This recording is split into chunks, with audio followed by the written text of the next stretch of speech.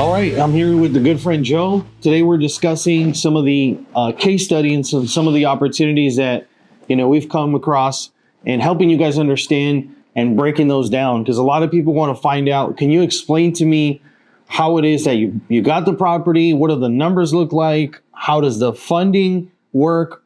All of those things. So in this video, we're going to be going over. Let's start with a case study that we did here in a city called Caddo Mills. So me and Joe had met. I think this was our first deal? I think it was the second one. Yeah, I think it was the second deal that we did. And so let's talk about this particular property. Was a mobile home on some acreage, and we can talk about number one, what type of property is it, or what type of property, and how did we find that opportunity? All right, so I'll talk about that. So as I mentioned, it was a double wide mobile home built in the early 2000s, and the situation was it was a tired landlord, right? And it was somebody that had rented the property. And a lot of things, and one of the things that I discuss in a lot of our classes and just, when I'm sharing some of my experiences with people, is that when it comes to real estate investing and finding deals, a lot of times it's just kind of the luck of the draw. And it's just sometimes you're lucky. You're lucky meaning you're talking to the people at the right time. And in this particular instance, I had sent a campaign with people that had owned their rental property for more than 5 years. And I just got extremely lucky. I sent a message to this gentleman saying if he was interested in selling the property, and he replied back and said, yes, my tenant just moved out last week. So that doesn't usually happen, right? And he almost thought it was kind of ironic and weird. It was like, how did you just find out my tenant just moved out a week ago? And I didn't. I just got lucky and found him at the right time. So this was somebody that didn't really want to rent the property anymore, didn't want to go back every single time a tenant moved out, do some of the renovations and repairs on the property. And he said, yeah, I'll just sell it.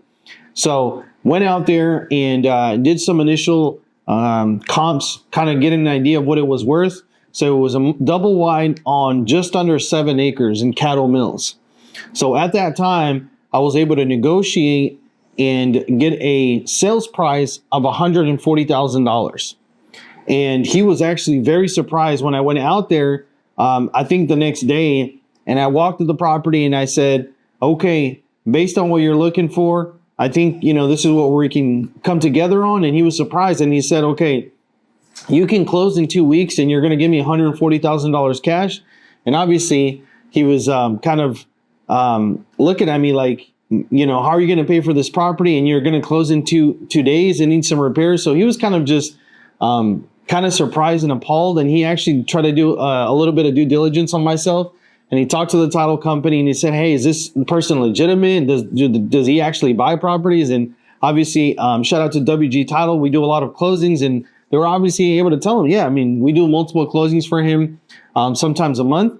So he got comfortable, and I was able to reach out to Joe and I said, hey, I have this great opportunity on this property that I believe is worth low $200,000, and it doesn't need a whole lot of expenses. Would you be willing to do a short-term loan? Right.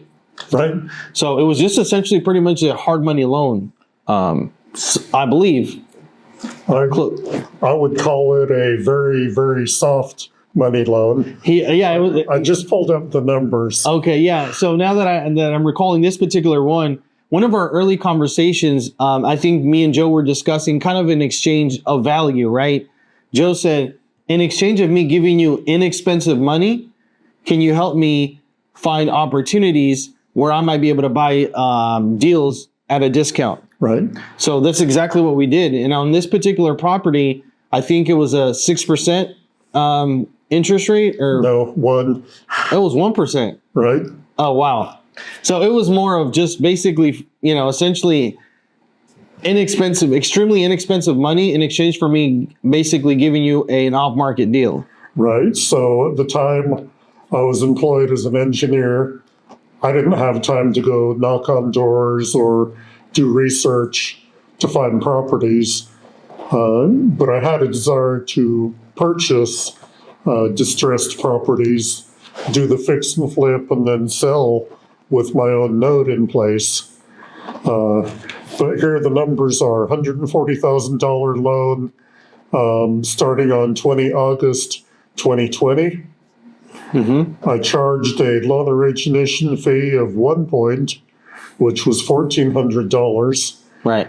mainly to pay for the quest fees Right. that I knew would be incurred.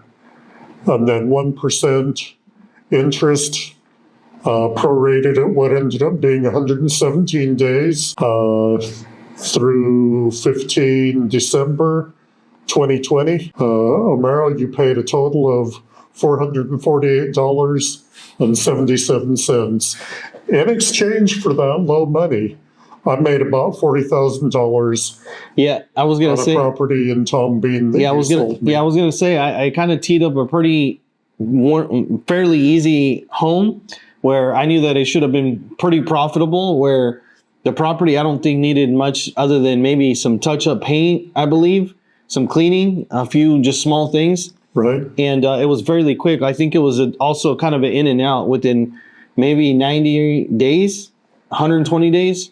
It was about 120 total. From the time that you bought it to the time that we put it on the retail market, listed it for retail, and you made about $40 to $45,000 profit. 40,000, yep. Yeah. So a little about the seller of that property. Very nice couple. Yeah. I would like to have them as my neighbors. They're really nice people. He had gotten into trouble starting his own business when he really was not well equipped to run a business. Right. He had no business running a business, but he did. Yeah. They got behind about a year and a half on their mortgage payments. And so the deal ended up being that I paid off their mortgage and all their arrearage. That cost about $30,000 to bring them back to current. I gave them $7,000 to move out and to pay their rent for the next few months until they got back on their feet. And so I was all in $3,000 to the wholesaler that Homero had put me in touch with. So I was all in about $40,000 Yeah. to make $40,000 profit. So that's a Extremely 100% return on investment. Cash on cash. That's really, really good. Yeah. So it was an opportunity where, like, based on me, building myself up in the community, I do get an extensive amount of deals that get brought to me through text message, through emails, and some of these I know that one in particular one was going to be an easy deal that I could have, taken on and just taken down myself. But in exchange for Joe giving me inexpensive money that allowed me to make a really good profit and make things easy, I was also able to make a really good profit. So on this mobile home in Cattle Mills, my purchase price was $140,000, and it needed very little as well. It needed some cosmetics, some painting, and a few other small items, some light fixtures. And I was able to, I think I did it with about $5,000 for renovations and cleaning up, a little bit of landscaping. And then what I did is I sold it on the retail market. If I'm not mistaken, I believe this one was sold for $230,000. $240,000. The borrower put $35,000 down, and I've created a video on this particular case study. So I sold it for $240,000. The borrower put $35,000 down. There was $205,000 remaining on a note, right? And I needed to pay Joe back. So how did I do that? So what I did is I created two notes. I created a $150,000 first lien, and then I created a $55,000 second position lien. So what I did is I was pleasantly surprised, first of all, that the borrower through COVID said, hey, I'm a roofer. I'm a small business owner. I don't, think I have very good credit, but I can definitely do the down payment. I can do the monthly payment because I broke down the numbers. We structured it where we're going to have a third-party note servicer and all those things that we talk about in our note class, right? So we did it all properly. And shortly after the closing, actually right after closing, I was able to sell the first position lien to actually a local bank. And the reason that bank was very interested in purchasing that note was, number one, it was structured properly. And to my surprise, the borrower actually, even though to him, he's like, I don't have that great credit, he pulled a 740 plus credit score. So he actually had a good credit, but he was just self-employed. So as Joe talks about, his income was sporadic, right? He could have $15,000, $20,000 months and maybe have other months where there were $5,000. So I was able to structure the first position lien for $150,000, and I actually sold that note for a very small discount just because the loan to value was pretty low, right? The overall value of the home was $240,000 plus, and the $150,000 lien is significantly a low loan to value, investment to value, and the borrower had good credit. And what did you do with the second lien? So the second lien, I was able to keep it. So the first lien, I think I sold it, if I'm not mistaken, for $147,000. I was able to pay you off.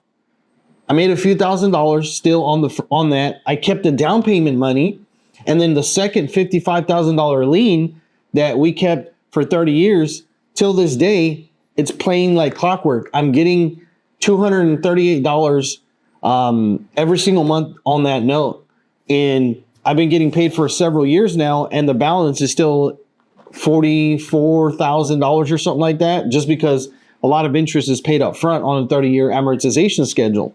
So from my perspective, my choices were A, take the $448 of interest on a 1% very cheap money loan in exchange for a $40,000 profit on the Tom Bean property. Right.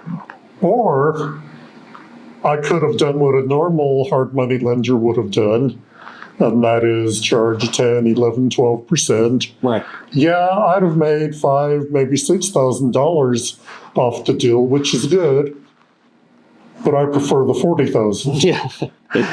Yeah, exactly. So that's just, a win-win situation, right? It's not always about me winning and the other person not really winning. It's about creating a situation where we all win, we're all happy, and we're helping families out. Everybody in this, in this scenario was extremely happy. The sellers that you bought the property from, Tom Bean, they just wanted to get out. They were ready.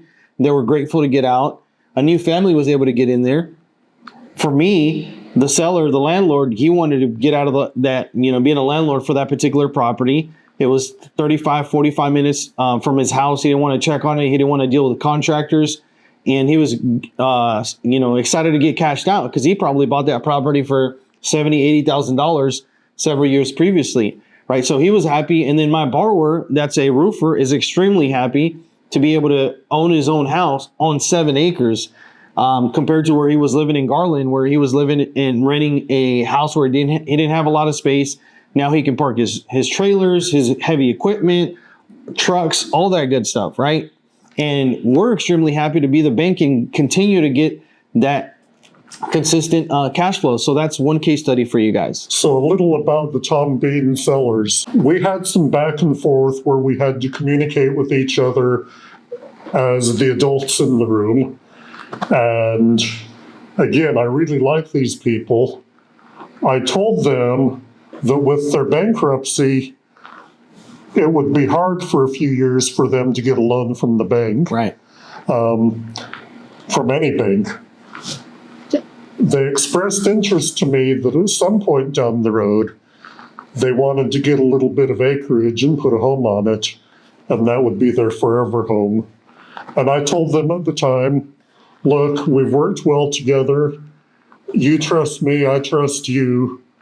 When it comes time for you to need a loan down the road for your forever home, let me know and we'll work something out. Yeah. I probably have not heard the last from them. Yeah. We'll probably put them into their next home, and I'll probably have a nice retirement income stream from them. That's a great story. So yeah, and just in those examples, for example, I still have that second, lien note. I know a lot of times, sometimes people ask us, what's the minimum required if I wanted to get into note investing or if I wanted to purchase a note? There's really no number. However, most of the notes are going to require, I'd say 30,000 plus.